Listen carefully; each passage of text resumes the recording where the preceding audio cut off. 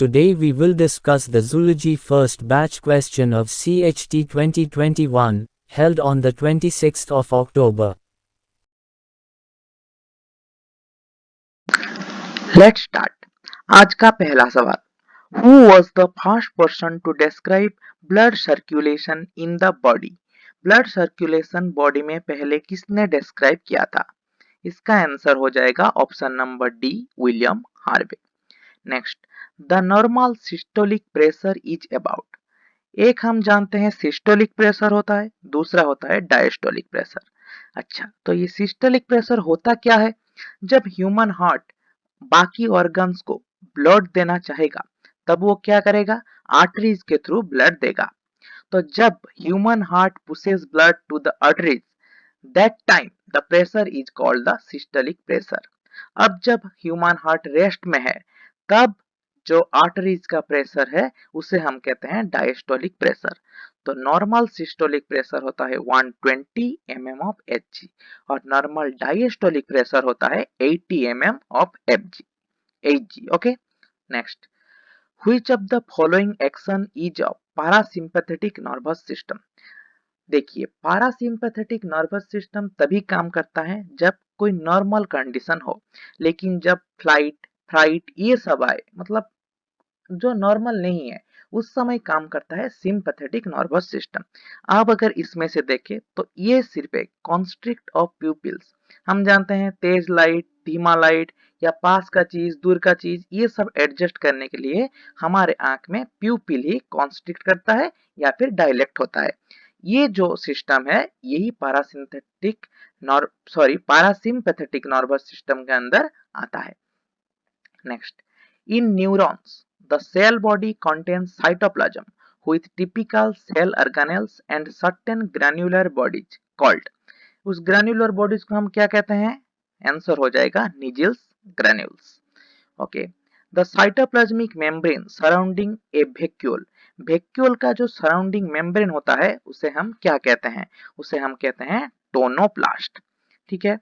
अच्छा, ये बाकी जो तीन तरह के प्लास्टिक हैं ये किसी के मेम्ब्रेन कवरिंग नहीं है, ये प्लास्टिड के प्रकार हैं. Next, what is chromatophores. अच्छा, क्रोमाटोफोर्स किसे कहते हैं? देख लीजिए ऑप्शंस. इसका आंसर हो जाएगा plastid like colouring bodies of blue green algae. Blue green algae मतलब सियानो बैक्टीरिया. ठीक है. तो what dose lean coin index measures. अच्छा, लीन कॉइन इंडेक्स जो है वो क्या मेजर करता है? वो हमारा पॉपुलेशन साइज मेजर करता है. ये बात आप याद रखिए. Next, which of the following is an example of aquatic ecosystem. Aquatic ecosystem इनमें से कौन सा है? ये आप तीन अगर देखेंगे ये कोई भी एक्वाटिक नहीं है, टेरेस्ट्रियल है. एकमात्र ऑप्शन नंबर ए जो एस्चुअरी है ये है aquatic ecosystem. Next, read the following statement. ये दोनों स्टेटमेंट जेनेटिक ड्रिफ्ट के बारे में है. आपको ये दोनों स्टेटमेंट पढ़ना है और इसमें से कौन सा ऑप्शन करेक्ट है वो बताना है. पहला ऑप्शन दिया है genetic drift describes random fluctuations in the numbers of genes variants in a population. Genetic drift क्या बोला है यहाँ? जो नंबर ऑफ जीन है वेरिएंट्स के, उसका जो फ्लक्चुएशन है इन ए पॉपुलेशन, उसको जेनेटिक ड्रिफ्ट कहते हैं. जी जी, सही है, ये बात बिल्कुल सही है. Next, genetic drift takes place when the occurrence of variant forms of a gene called alleles increase and decrease by chance over time. यही बिल्कुल जेनेटिक ड्रिफ्ट का जो किताबी डेफिनेशन है ये बिल्कुल यही है. याद रखिए ये दोनों ऑप्शन करेक्ट हैं. नेक्स्ट क्वेश्चन देखते हैं. Which of the following occurs when a species separates into two separate groups which are isolated from one another? इसका आंसर हो जाएगा एलोपेट्रिक स्पेसिएशन. ठीक है. बाकी तीन तरह का स्पेसिएशन क्या है आप कमेंट में लिख सकते हैं. अगर आपको मालूम नहीं तो फिर आप कमेंट में लिखिए, मैं अगले सेशन में जरूर बताऊंगा. Next, blood flows into your kidney through the. अच्छा, किडनी में जो ब्लड जाता है इनमें से कौन से आर्टरी से जाता है? देखिए, जब भी आपके पास किडनी रिलेटेड कोई भी चीज आए तो उसका एक ही मतलब होता है रीनल. ये रीनल शब्द का मतलब ही होता है किडनी से रिलेटेड या हमारा एक्सक्रीटरी सिस्टम से रिलेटेड। जैसे हमारे लंग्स के रिलेटेड कुछ भी को हम कहते हैं पल्मोनरी, या फिर हार्ट से रिलेटेड हम उसे कहते हैं कार्डियक। ये सब वर्ड्स थोड़ा थोड़ा याद रखिए। Next, towards the center of the inner concave surface of the kidney is a notch through which ureter, blood vessels and nerves enter। ये जो हमारा एक बीन शेप का होता है जिसके अंदर ये सब यूरेटर, ब्लड वेसल्स, नर्व्स ये सब जाता है, एक नोच मतलब एक गड्ढा की तरह है, उसे हम क्या कहते हैं? उसे हम कहते हैं hilum. Okay, next question. The transmission of characters from one generation to the next, or the phenomenon of the offsprings to inherit the parental trait, is known as।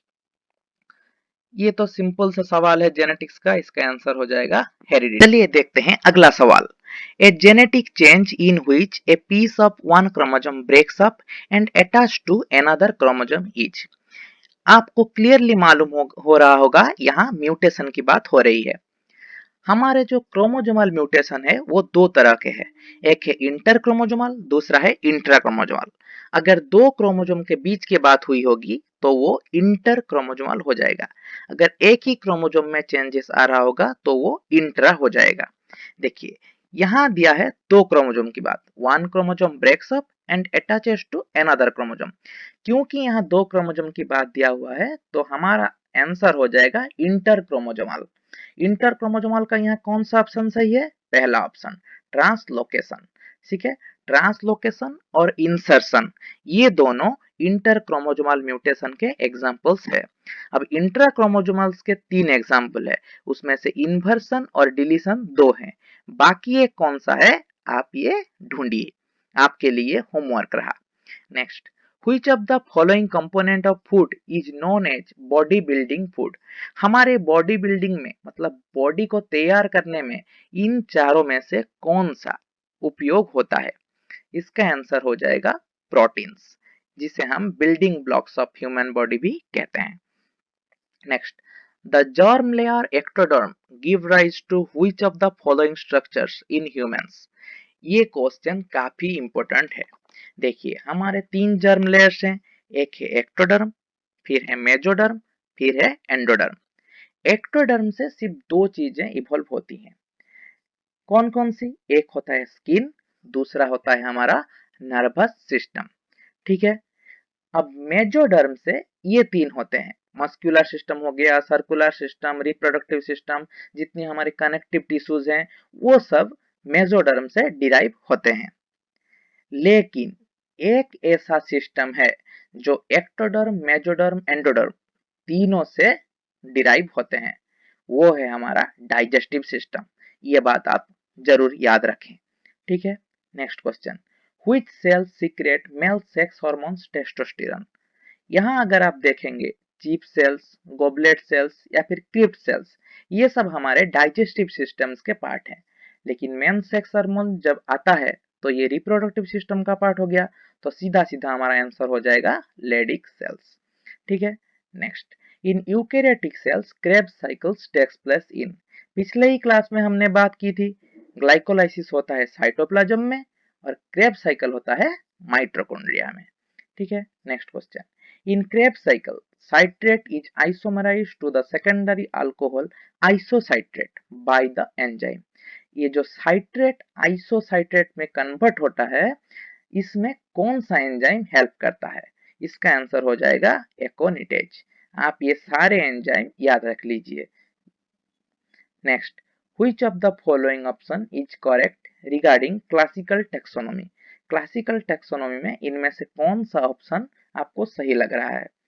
आप पॉज करके ऑप्शन देख सकते हैं, लेकिन फिलहाल मैं आंसर बता देता हूं। आंसर हो जाएगा option number C, species is considered as basic unit और can be called a fixed entity. यही हमारा आंसर हो गया।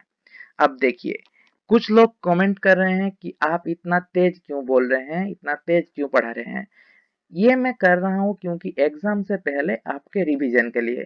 अब मैं अगर धीरे धीरे एक एक ऑप्शन आपको पढ़ने दूं तो आपका ही वक्त जाया होगा।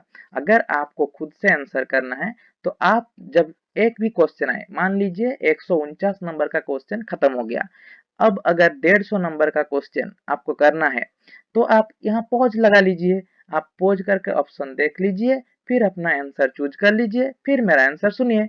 ऐसा करने से भी आपका काम हो जाएगा। ठीक है, तो इसलिए मैं स्पीड बोल रहा हूँ क्योंकि ये आपके एग्जाम के टाइम बहुत हेल्पफुल होगा। तो आज के लिए इतना ही। धन्यवाद।